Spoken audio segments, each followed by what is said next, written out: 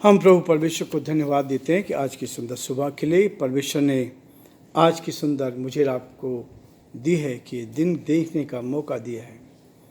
हम जो अपना अध्ययन कर रहे हैं उस अध्ययन में प्रभु ने हमारी मदद की ताकि पाम संडे से लेकर ईस्टर संडे तक हम हर दिन यीशु मसीह जहाँ जहाँ भी गए हैं उसका वर्णन अपने इस वचन में देख पाएँ कि परमेश्वर ने जो वचन हमें दिया है उस वचन को लेकर हम कैसे आगे बढ़ सकते हैं। आज थर्सडे का दिन है। थर्सडे के दिन यीशु मसीह कहाँ पर होकर गया? प्रभु के लिए पूर्ण समर्पण व आज्ञा पालन। प्रभु चाहता है कि हम पूरा आज्ञा पालन करें और न केवल आज्ञा पालन करें परंतु परमेश्वर के साथ रहकर परमेश्वर की महिमा करें। फसह का जो पर्व था, थर्सडे का दिन फसह के पर्व के विषय में बताया गया है। जब आप इस पर्व के बारे में देखते हैं तो मरकुस का 14 अध्याय और उसके 12 पद से लेकर 25 पद तक हम पढ़ेंगे कि वचन इसी बात के लिए मुझे आपको प्रेरित करता है कि बाइबल में हर कदम पर सारे सुसमाचारों में इसका वर्णन दिया गया है। पैशन वीक का जिक्र सब जगह है और इसलिए जब हम थर्सडे के दिन आते हैं, बृहस्पतिवार को आते हैं, थर्सडे के दिन प्रभु अपने चेलों के साथ इस वचन में आकर कहता है, मरकुस 14 अध्याय और उसके 12 पद से क्या कहता, अख़मीरी रोटी के पर्व के पहले दिन जिसमें वे फसह का बलिदान करते थे, उसके चेलों ने उससे पूछा, तू कहाँ चाहता है कि हम जाकर तेरे लिए फसह खाने को तैयार करें? उसने अपने चेलों में से 2 को ये कहकर भेजा, नगर में जाओ और एक मनुष्य जल का घड़ा उठाए हुए तुम्हें मिलेगा, उसके पीछे हो लेना और वह जिस घर में जाए उस घर के स्वामी से कहना, गुरु कहता है कि मेरी पहुंचशाला जिसमें मैं अपने चेलों के साथ फसह खाऊंगा वह तुम्हें सजी सजाई और तैयार की हुई बड़ी अटारी दिखा देगा, वहाँ हमारे लिए तैयार करो। चेले निकलकर नगर में आए और जैसा उसने उनसे कहा था वैसा ही पाया और फसह तैयार किया। परमेश्वर का इस वचन के पढ़े और सुने जाने पर आशीष दे। परमेश्वर का वचन इस बात को भी कहता है, यह दिन प्रभु यीशु मसीह के लिए बहुत ही महत्वपूर्ण दिन था। इस दिन उसके लिए बहुत कठिन दिन भी था क्योंकि थर्सडे का दिन इस बात को दर्शाता है कि उसको क्रूस के ऊपर फ्राइडे को चढ़ाया जाएगा। फसह का मनाना, जो फसह का पर्व मनाया गया है उसके लिए कहता है चेलों के पैरों को धोना, यहूदा का विश्वासघात, पतरस का इनकार, गतसमनी बाग में प्रार्थना और प्रभु का पकड़वाए जाना, ये वर्णन हमें मिलता है निर्गमन के 12 अध्याय और उसके 1 पद में पूरी तरह से स्पष्ट किया गया है। इसलिए प्रियो, परमेश्वर का वचन कहता है कि जब आप परमेश्वर के साथ चलते हैं तो परमेश्वर आपकी मदद करने के लिए हर कदम पर तैयार रहता है। फसह का पर्व था लांघन पर। थर्सडे का दिन इस बात को दर्शाता है मेरे आपके जीवन में कि फसह का अर्थ होता है निकलना, निकल जाना। पास ओवर मिस्र से छुटकारे के स्मरण में मनाए जाने वाला ये पर्व था। इस समय यीशु मसीह गतसमनी के बाग में प्रार्थना, प्रभु का पकड़वाए जाना इस बात को कहता है। यह पर्व वर्ष में एक बार मनाया जाता है, साल में एक बार इसको मनाया जाता था, जिसमें मेमने का बलिदान किया जाता है और उसके लहू को घर की चौखट में लगाया जाता है। मेमने का बलिदान किया गया और नकल किया जाना अंतिम विपत्ति जो मिस्रियों पर डाली गई थी, जिसमें मेमने के लहू को चौखट में लगाया गया था, इस बात को दर्शाता है।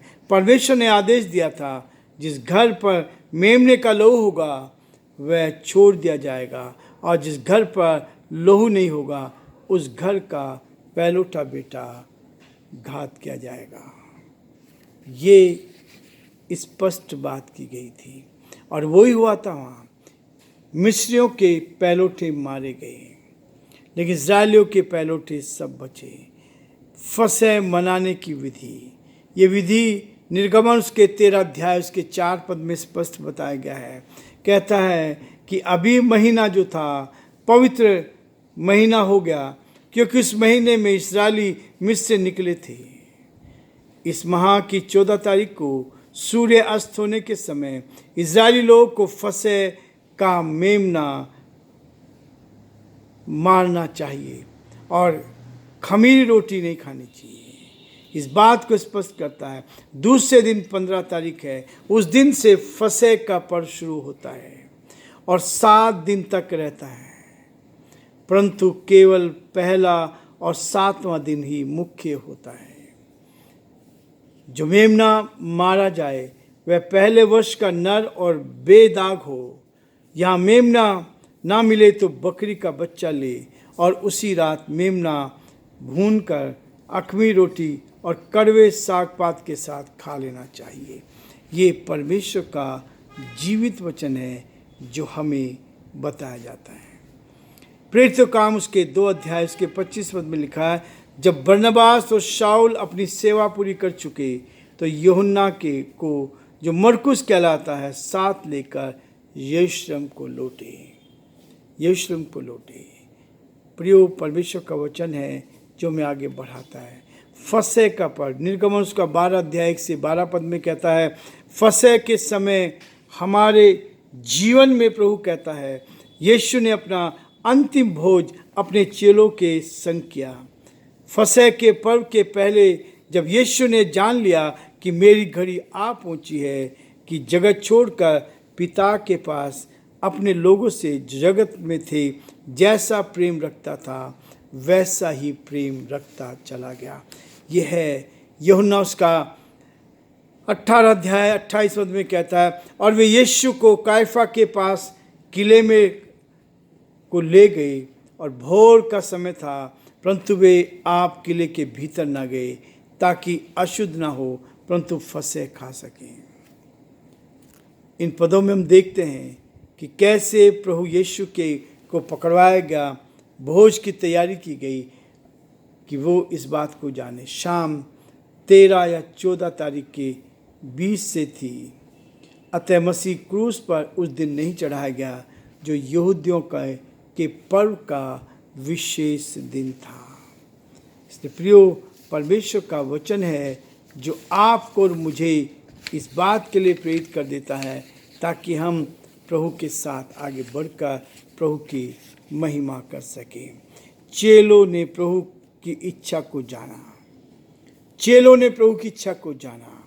जो चेले उसके साथ थे, परमेश्वर चाहता है कि हम उसकी इच्छा को जानें, उसकी इच्छा को पहचानें। प्रभु कहाँ चाहता है कि हम जाकर तेरे लिए फसह खाने के लिए तैयार करें। चेलों ने प्रभु की इच्छा को जानने के लिए उससे पूछा। हमें हर कार्य के से पहले प्रभु की इच्छा को जानना जरूरी है। मेरे और आपके जीवन में भी प्रियो ये चीज़ होना चाहिए कि हर बात के लिए हम परमेश्वर से पूछें, उसके चरणों में जाएं और उसकी महिमा करें। यदि हम चाहते हैं कि हम अपने जीवन में सफलता हो, यदि आगे बढ़ना चाहते हैं, तो हमारे परिवार पर आशीष आए, तो हमें प्रभु की इच्छा को जानना बहुत ज़रूरी है। यदि हमने प्रभु की इच्छा को नहीं जाना तो कई बार हम गिर जाते हैं और निराश हो जाते हैं। दूसरी चीज़ कहता है, योग्यता के अनुसार जिम्मेवारी दी जाती है। परमेश्वर हमें योग्यता के अनुसार जिम्मेवारी देता है। जो योग्यता है उसके अनुसार कहता है। 12 चेलों में से 2 को चुना गया, और वे 2 कौन थे? 2 चेले जो थे, लूका, इन दोनों का नाम दिया है लूका में। और लूका कहता है, यीशु ने पतरस और यूहन्ना को यह कहकर भेजा कि जाकर हमारे खाने के लिए फसह तैयार करो। लूका 22 के 8 में भी कहता है। यहाँ पर प्रभु इस बात को बताना चाहता है कि प्रत्येक को अलग अलग वरदान दिए गए हैं, और उसी के अनुसार प्रभु ने पतरस और यूहन्ना को भेजा। वह जानता था ये लोग जिम्मेवारी को उठा सकते हैं। जो जिम्मेवारी को उठा सकते हैं उनके लिए कहता है, और वही जिम्मेवारी हमें देता है जिसको हम उठा सकें। भोजन की तैयारी कैसे करें? यीशु ने पतरस को यूहन्ना को भेजा, नगर में जाना, एक व्यक्ति घड़ा उठाए हुए तुम्हें मिलेगा और उसी के पीछे चले जाना। यह है वास्तव में परमेश्वर की योजना। समय थोड़ा इधर उधर हो सकता था, लेकिन ऐसा नहीं हुआ। सही समय पर पहुंचे और सही समय पर गए। इसलिए प्रयोग कहता है, जब घर में जाओ तो उस घर के स्वामी से कहना, गुरु कहता है कि मेरी पहुंचशाला कहाँ है जिसमें मैं अपने चेलों के साथ फंसे खाऊं, कहाँ है? उस घर में जाना और उस मालिक से पूछना। परमेश्वर कहता है, सजी सजाई अटारी देगा। उसके साथ तैयार की हुई तैयारी में अपनापन होता है। जब तैयार किया जाता है तो उसमें अपनापन आता है। उस व्यक्ति ने को देखकर हम तैयारी करते हैं। उसको क्या पसंद है क्या नहीं है सबको देखकर हम पसंद करते हैं। इसलिए प्रियो, परमेश्वर का वचन आपको मुझे भी इस बात के लिए प्रेरित करता है कि सब कुछ को देखकर हम आगे बढ़ें ताकि प्रभु की महिमा करें। परमेश्वर चाहता है कि हम उसको अपने जीवन में पहला स्थान देते चलें, पहला स्थान देते चलें। और इसलिए वो कहता है, प्रभु ने के साथ भोज में शामिल हुई और तैयार नहीं थी। 5 तैयार थी और जो तैयार नहीं थी वो रह गई। आखिरी चीज़ कहता है, एक बड़ी अटारी तैयार की गई। जब यीशु का नाम का उल्लेख नहीं किया गया जिसमें इतना बड़ा काम किया गया है, अटारी तैयार की गई, लेकिन उसका नाम कहीं भी नहीं मिलता। अपने घर में एक बड़ी अटारी तैयार की जिसमें प्रभु ने चेले आकर फसह को खा सकें, तैयार कर सकें। बड़ी अटारी थी। शायद उसने अपने लिए एक कम जगह रखी होगी और प्रभु के लिए सब कुछ दिया। प्रभु कहता है कि बड़ी अटारी थी और प्रभु को क्या देता है? आज हमने प्रभु के लिए क्या दिया है? ये सवाल मेरे लिए भी है। हम क्या दे रहे हैं प्रभु की? आज हम प्रभु के लिए क्या दे रहे हैं? एक बड़ी अटारी दे रहे हैं या सबसे छोटा हिस्सा, सबसे बड़ा हिस्सा किसको देना चाहिए? प्रभु को। जब वे इस घर में पहुँचे तो प्रभु ने सबके पैर धोए और उसके बाद रोटी अपने हाथ में ली, उसको तोड़कर कहा, ये अपने चेलों को दी। रोटी प्रभु की देह है जो हमारे लिए है।